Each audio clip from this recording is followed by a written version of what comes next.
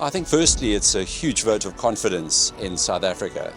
And of course we're the privileged one that they have chosen to invest in our business. So this is a strategic equity investment. It's going to be 25% of the shares in the business. Of course we've had a long-standing code-share relationship with QATAR Airways. And what this does is it brings us much closer together, not only in terms of airline network, but also in terms of coordination of scheduled flight activity, to make sure that their flights connect with ours and to make sure that our flights connect with theirs, giving us heightened access to the global markets, which I think is very important. If one has a look at tourism in South and Southern Africa, the source markets for these tourist destinations are not necessarily domestic and regional.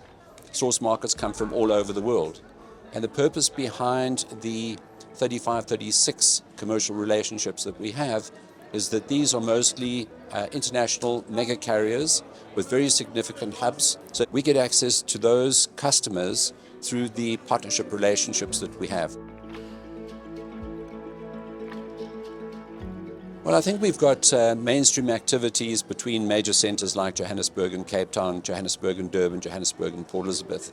And I think that we need to recognise the significance of densification of air access. In other words, greater frequency and the right size of capacity for the various markets that we provide services to. Some things have changed in the way international customers coming from source markets all over the world are accessing destinations that are domestic. Whereas previously, if you go back 25, 30 years in the industry, Johannesburg was a significant hub and international carriers would access destinations beyond Johannesburg through relationships with other airlines like us. In more recent times, you find destinations like Cape Town are now being accessed directly by international long-haul carriers. Like, for example, Qatar going directly to Cape Town multiple times a day, Emirates going to Cape Town multiple times a day, Air France, KLM, Lufthansa, British Airways, and so on, all going to Cape Town directly. What that means is that there is a focal point, a concentration of tourism going directly into destinations like Cape Town, a very significant tourist destination in the sub-region. But from Cape Town, tourists also want to go to other destinations, like the Garden Route, like Kimberley, like the Kruger National Park and the private game lodges. Those are all domestic in South Africa.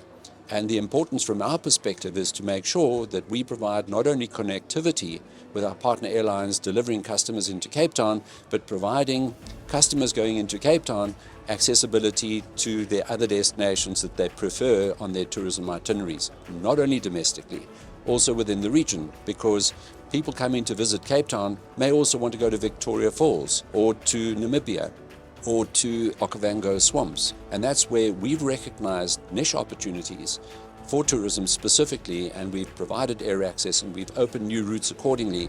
And that's, one of the strong points, the strengths of Airlink and its existence today.